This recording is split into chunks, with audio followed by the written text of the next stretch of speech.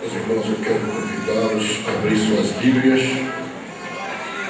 Primeiro, segundo livro dos Reis, capítulo número 18. Segundo livro dos Reis, capítulo 18. O tema anual da igreja e também dessa festividade é Tempo de Restauração. Nós vamos ler do versículo 1 até o versículo de número 7. Segundo Reis, capítulo 18. Segundo Reis. Segundo Reis, capítulo 18, 1 ao 7. Diz assim a palavra do Senhor. No terceiro ano de Oséias, filho de Elá, rei de Israel, começou a reinar Ezequias, filho de Acaz, rei de Judá. Tinha 25 anos de idade quando começou a reinar, e reinou 29 anos em Jerusalém.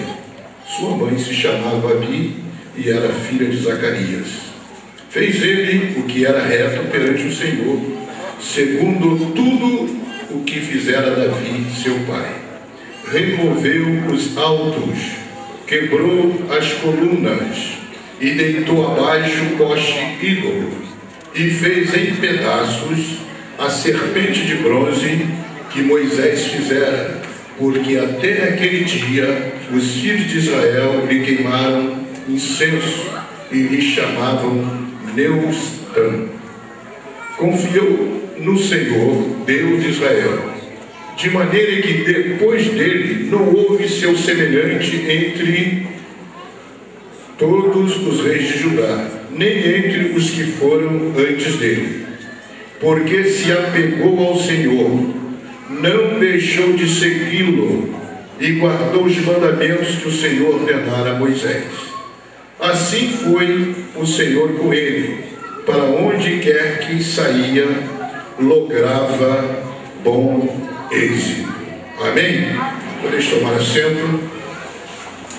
Depois nós estaremos fazendo uso de segundo livro de Crônicas, capítulo 28 e 29. Mas não temos muito tempo e peço as orações dos irmãos para que Deus nos dê a graça para sintetizarmos aquilo que Ele tem colocado em nosso coração, para que possamos terminar o culto em um horário hábil. Então, conto com as vossas orações. Acabamos de ler aqui a história de Ezequias, o resumo do rei Ezequias, um dos melhores reis que o Reino do Sul teve. Foram poucos, no meio de tantos, ele é um. Ezequias, ele quebra a máxima que diz que filho de peixe é peixinho, não é? Ele vai provar que isso não é verdade. Esse jovem rei, ele vê o seu pai Acaz agir de uma forma totalmente contrária àquilo que mandava a lei mosaica. Acaz foi um dos piores reis que Israel teve. E Ezequias via o seu pai praticar coisas terríveis. E a vida de Ezequias, eu imagino, uma vida de sobressaltos, porque de quando em vez Acaz pegava um de seus filhos e levava ali ao vale de Inom, e um de seus filhos era sacrificado ali a deuses pagãos. E quem sabe Ezequias pensava, amanhã pode ser meu dia, mas Deus o guardou e não aconteceu nada com ele. Ele permanece olhando, observando as coisas, até que um dia ele é colocado como rei de Israel. Ele assume o trono e ele tem uma visão dos acontecimentos, a situação espiritual de seu povo, e ele sabe da responsabilidade que ele tem, e ele começa, imagino eu, a pensar o que fazer e como fazer. Acredito eu que ele deve ter buscado a Deus, pedido uma oração, uma direção, assim como fez o rei Salomão, quando assumiu o trono e pediu a Deus sabedoria para conduzir o tão grande povo de Deus. Creio que Ezequias estava também nessa situação, procurando uma forma de fazer alguma coisa. Uma das coisas que me chama a atenção no procedimento de Ezequias, que ele não desnuda o de seu pai. Ele poderia ter se levantado, como fez Absalão, contra o seu pai, e poderia ter mostrado os erros que seu pai Acas estava fazendo na nação, como ele estava levando a nação ao pecado. Mas ele não faz isso. E eu me lembro do que aconteceu com Cã, o filho de Noé.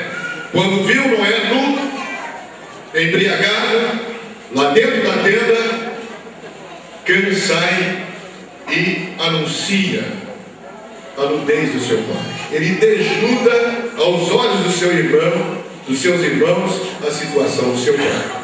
E a gente aproveita, né?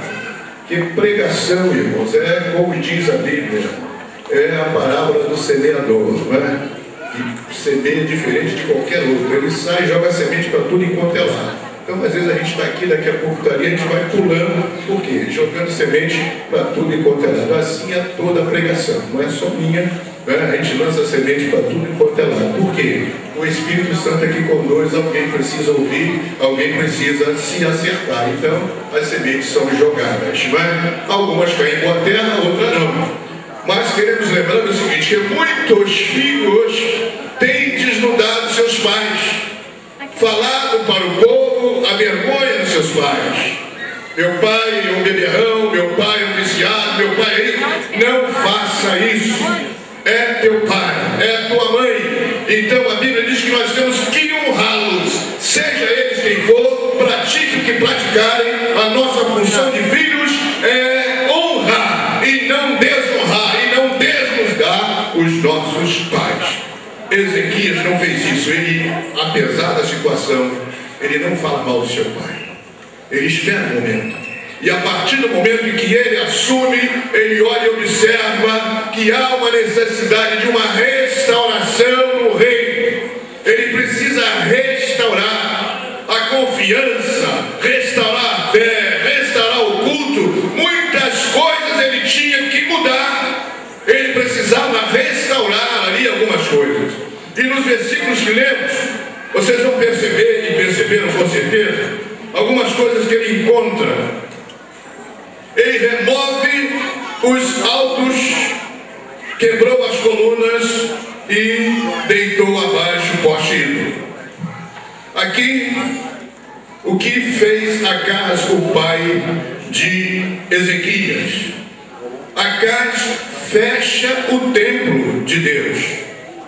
Num determinado momento, o pai de Ezequias fecha o templo. Ele tranca as portas do templo, ninguém mais pode cultuar no templo. Ele pega os utensílios, faz em pedaços, joga fora. Há momentos em que ele pega o ouro, ele pega a prata e paga tributo ao rei da Síria para lutar em seu lugar. Só que o rei da Síria não vai e depois ainda vem contra ele, né? Esse homem coloca o povo a adorar nos altos. Ele pega o altar do Senhor, o altar de bronze, ele muda o altar, tira de lado e vai a Damasco. Olha um altar moderno, um altar diferente daquilo que Deus havia estipulado para Moisés.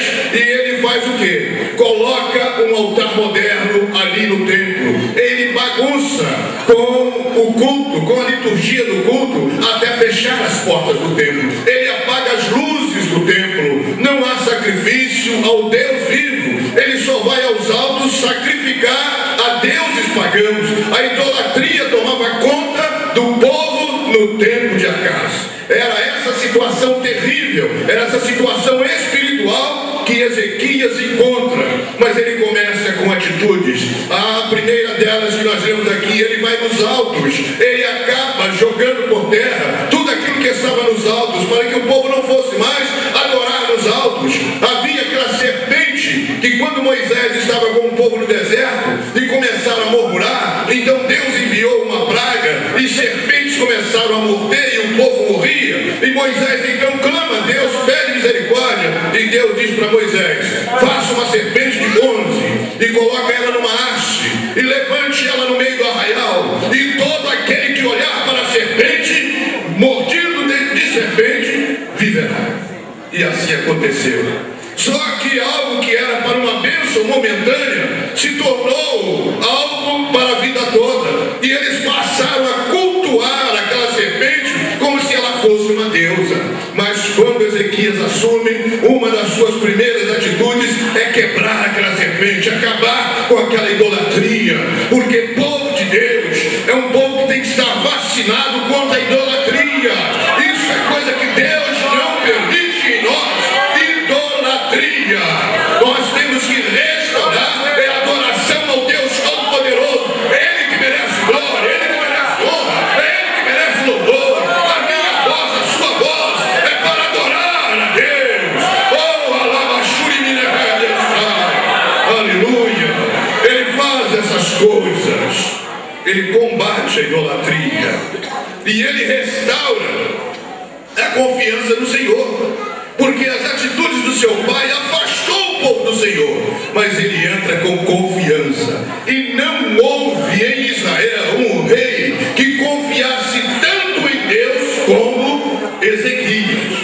Antes dele não houve e depois dele não houve.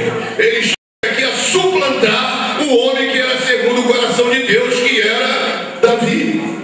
Ele confia integralmente no Senhor. Ele coloca em Deus toda a sua confiança. Igreja, se vocês querem serem vitoriosos, não confie no homem, não confie no seu braço, não confie no seu bolso. Confia no Senhor, confia nele, e o mais Ele fará. Aleluia. Coloque a tua confiança no verdadeiro Deus. Oh, louvado seja o nome do Senhor. Diz mais: porque se apegou ao Senhor, não deixou de segui-lo e guardar os seus mandamentos que o Senhor ordenara a Moisés. Ele se apega ao Senhor. Tudo com ele é o Senhor. Ele não abria mão, não é o Senhor na frente. Ele cumpre lá Mateus 6,33. Buscai o reino dos céus em primeiro lugar, e as demais coisas vos serão acrescentadas. Ele faz isso. E por isso diz aqui: assim foi o Senhor com ele, para onde quer que saía, lograva bom êxito. Tudo que Ezequias intentava fazer dava certo, porque ele estava coladinho com o Senhor. Mas ali não abria mão, não havia brecha entre ele estava colado. E Deus ali orientando e ajudando, tudo que ele fazia prosperava. Passe para 2 Crônicas, capítulo 29. Outras atitudes que esse rei toma para restaurar a casa de Deus. Se é tempo de restauração, vamos começar por restaurar a casa do Senhor. E ele começa a fazer isso das portas para dentro. Ele começa nas portas, inventando. Aí você, 29, no versículo de número 2, diz: fez ele o que era reto perante o Senhor, segundo tudo quanto fizera Davi seu pai. No primeiro ano do seu reinado, no primeiro mês, foi coisa imediata, abriu as portas da casa do Senhor e as reparou. A primeira coisa que Ezequias fez foi abrir as portas do templo. Temos que voltar a ter culto, temos que voltar a ter oração, temos que voltar a buscar a Deus. E o lugar correto não é na minha casa, não é na casa do vizinho, da irmã tal, do irmão tal. O lugar correto de buscar o Senhor é na casa do Senhor.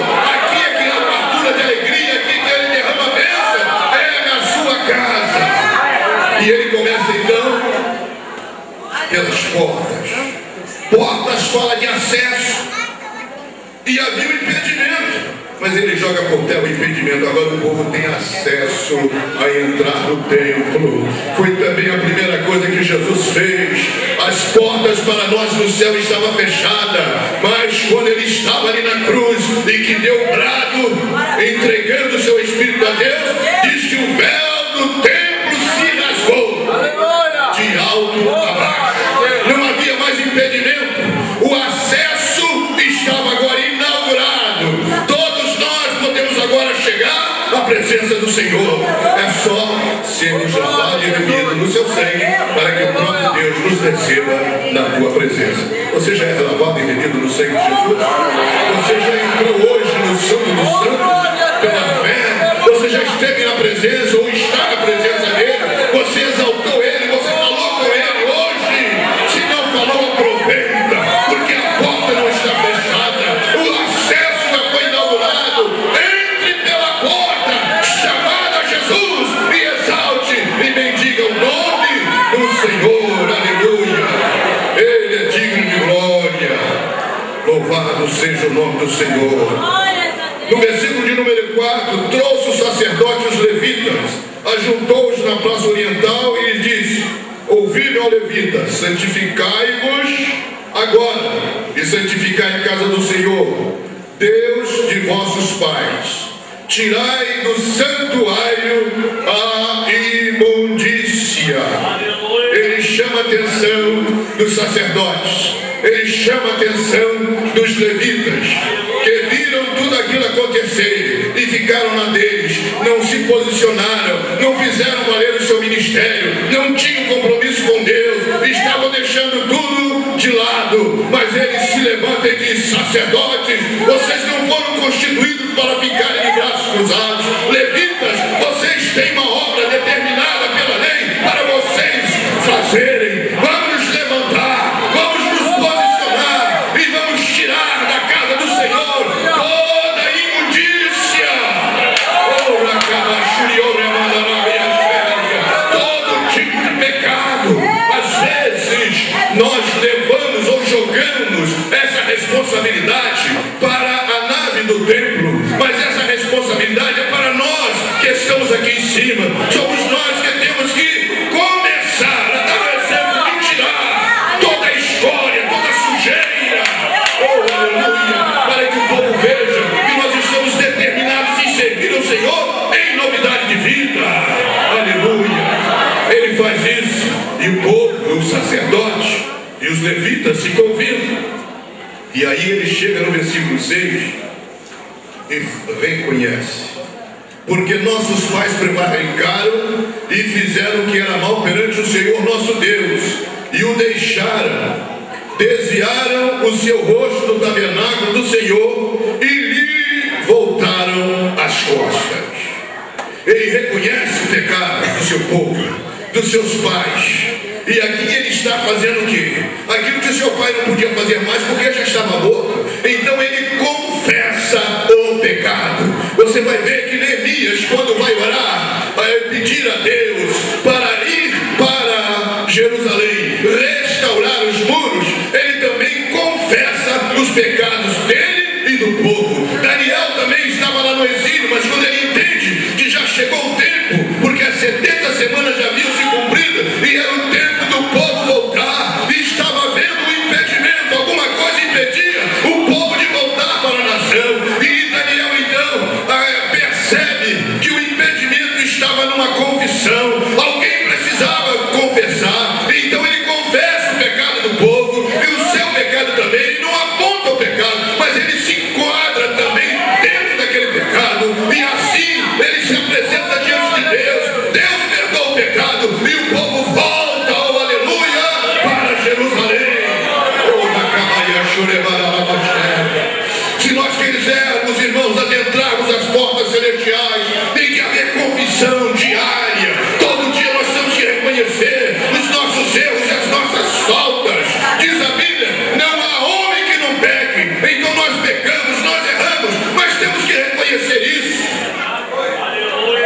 Chega da síndrome de Adão, a mulher que tu me deste, ou a síndrome de Eva, foi a serpente. Ou seja, né? É sempre alguém, quando não é alguém é o diabo. É nunca gente, né? Mas vamos assumir, irmão, vamos ser homens, mulheres suficientes para assumirmos os nossos erros e confessarmos a Deus. Deus,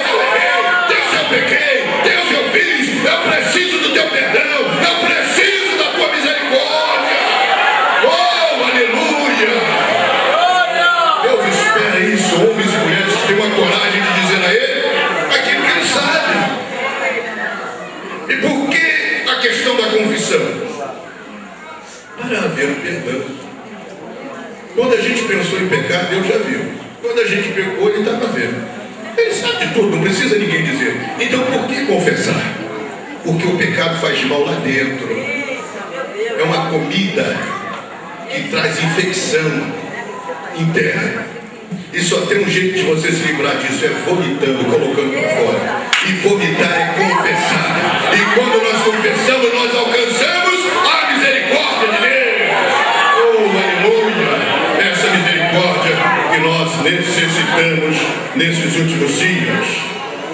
E depois disso, vamos pular para o versículo 10. Agora estou resolvido a fazer aliança com o Senhor, Deus de Israel, para que se desvie de nós o ardor da sua ira. Ele toma a decisão. Eu tenho que restaurar a minha comunhão com Deus.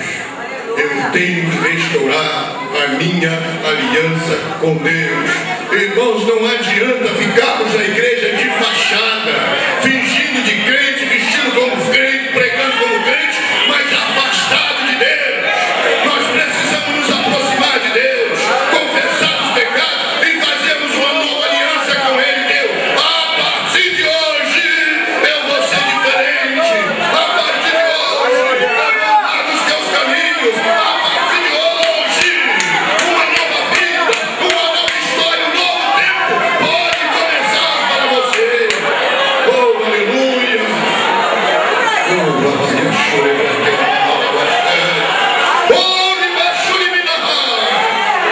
Aleluia, um novo tempo, tempo de restaurar a nossa comunhão com Deus.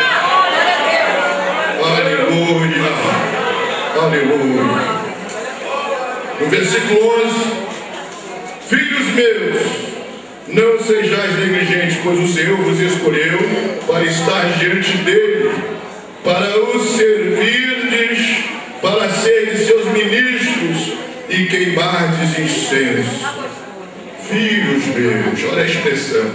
Ele chama os ministros de filhos seus e lembra eles que eles não são qualquer. Eles são escolhidos para estar diante do Senhor. É uma escolha, irmãos. Deus nos escolheu não para ficarmos de braços cruzados, não para olhar a situação desse problema do pastor Mário, do pastor Antônio, eu não estou nem aí. Não, você também é ministro, você também é obreiro. O problema não é só meu, é também teu. Nós temos que nos unir e dar as mãos e lutar para mudar aquilo que precisa ser mudado para a glória de Deus.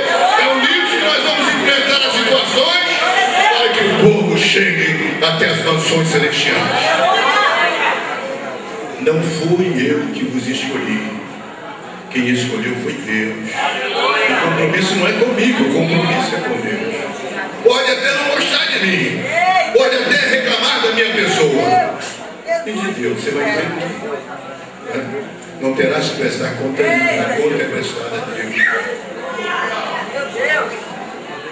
Oh, bendito seja o nome do Senhor. No versículo de número 15: congregaram a seus irmãos, santificaram-se e vieram segundo a ordem do rei pelas palavras do Senhor para purificarem a casa. Os sacerdotes entraram na casa do Senhor para a purificar e tiraram para fora ao pátio da casa do Senhor. Olha, os sacerdotes entraram na casa do Senhor. Primeiro eles se purificaram. Primeiro. Porque nós não podemos tratar dos outros sem eles não tratar de nós. Né? Primeiro Deus trata conosco. Primeiro Deus nos chama a atenção. Primeiro Deus nos puxa a orelha. Nos coloca na posição para podermos então ministrarmos a outro.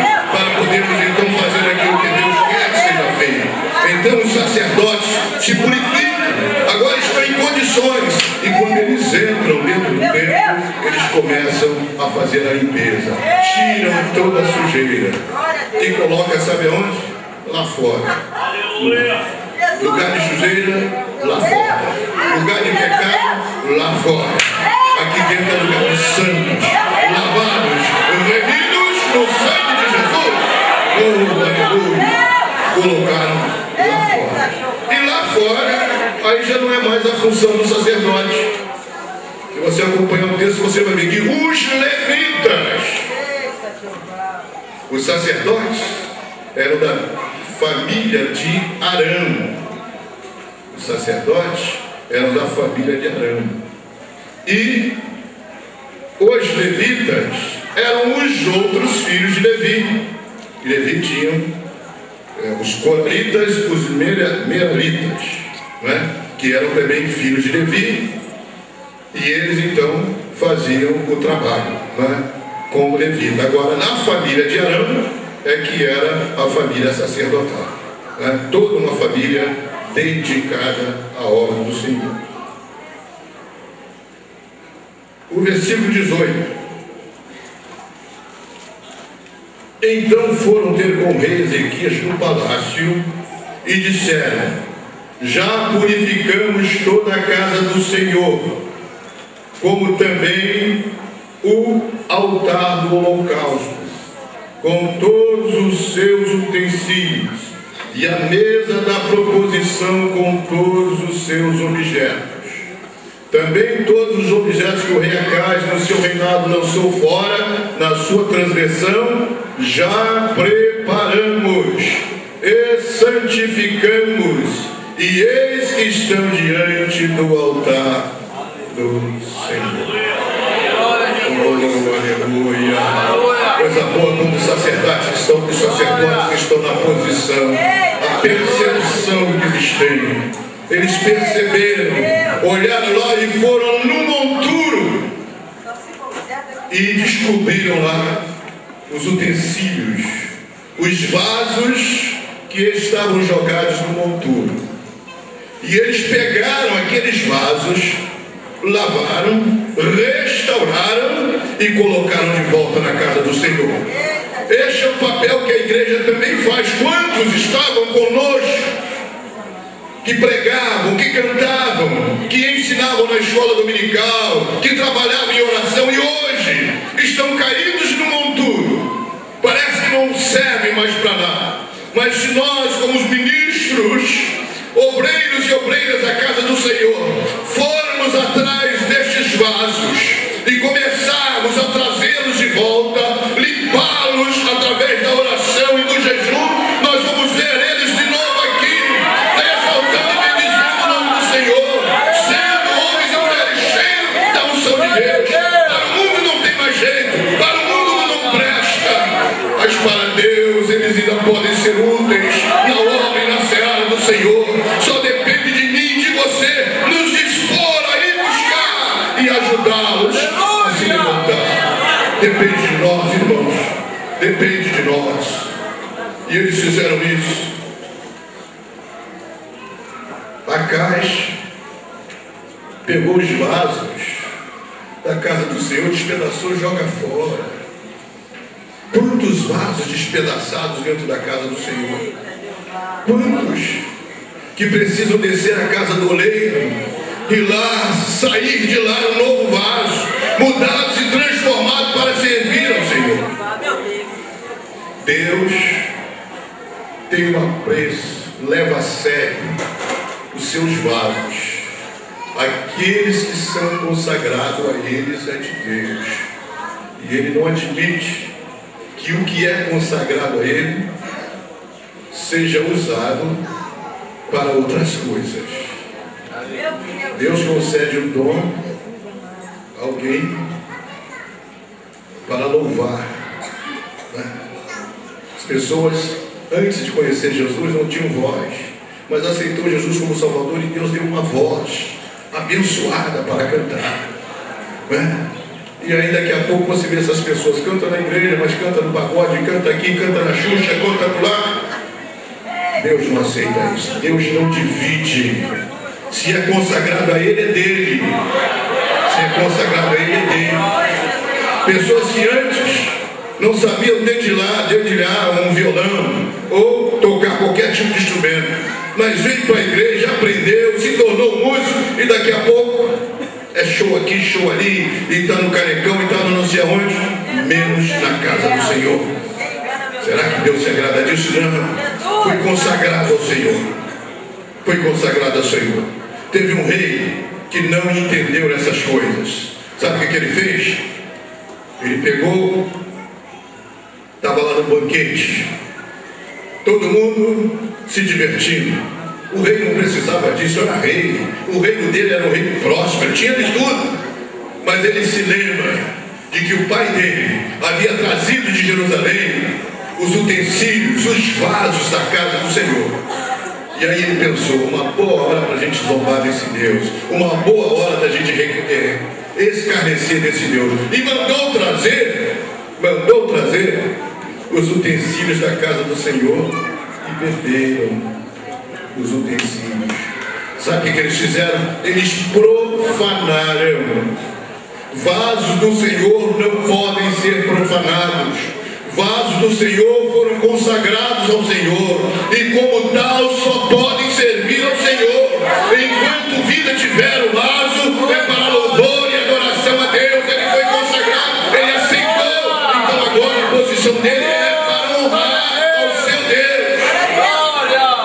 Oh, louvado seja o nome do Senhor. E é tudo na casa do Senhor, irmão, que é consagrado, é para isso. Às vezes alguém fica aborrecido porque dá para emprestar umas cadeiras para uma festinha, não dá. Por quê? As cadeiras foram consagradas na casa do Senhor, não pode ir para uma festinha, não pode emprestar para ver, porque pertence ao acervo do Mestre, só o serviço dele. Aleluia!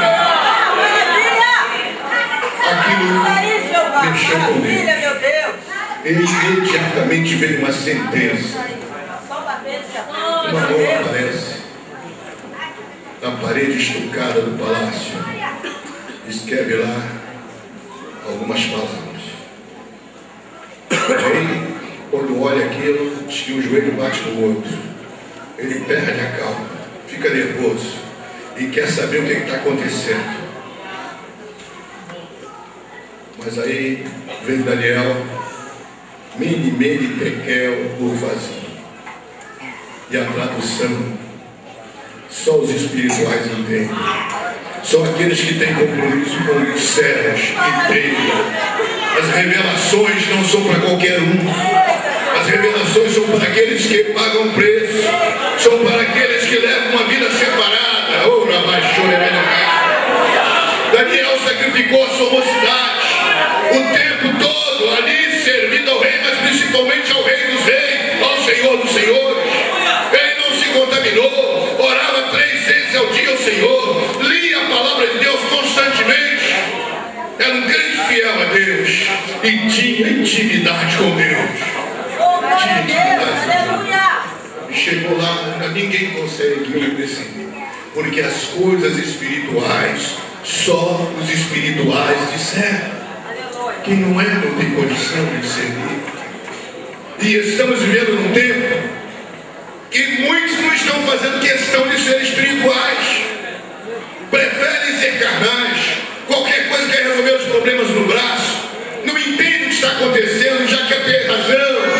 Você é espiritual, ande no Espírito e não vai cumprir a concupiscência da carne. Quando o crente sai do Espírito e entra na carne, ele briga, ele bate, acaba na cadeia, acaba preso. Não, irmão, por quê? Porque deixou de ser espiritual.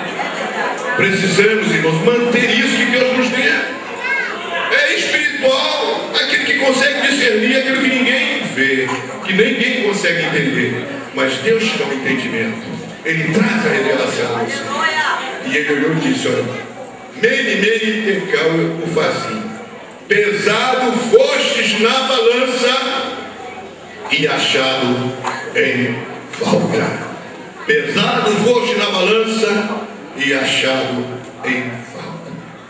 Espiritualmente falando, será que vamos, se fizermos hoje um test drive na balança divina, nós vamos passar? Qual é o nosso peso? Estamos pesando demais. A soberba tomou conta de nós. O orgulho invadiu o nosso coração. Vamos ser achados em falta. Se subirmos na balança divina, será que a gente pode dizer como João, cabra de coragem? Ele disse: pese-me em balança, se és. Aleluia! Ele tinha convicção do Deus que ele servia. Ele tinha convicção do que era a sua vida. Ele estava dizendo: pode me pesar nas balanças do vento, pode ir lá no Serasa que vocês não vão encontrar o meu nome, pode ir lá no FPC porque o meu nome não está lá, pode ir em qualquer jogo que você não vai encontrar o meu nome, não, pode me pesar em balanças fiéis. Ele sabia em quem tinha crido, ele sabia a vida que ele vivia, por isso ele tinha consciência daquilo que ele estava falando. Se formos pesados hoje, seremos achados em peso ideal ou em falta? Ou pesando demais? Nós temos que estar no peso ideal. Aleluia! No peso ideal.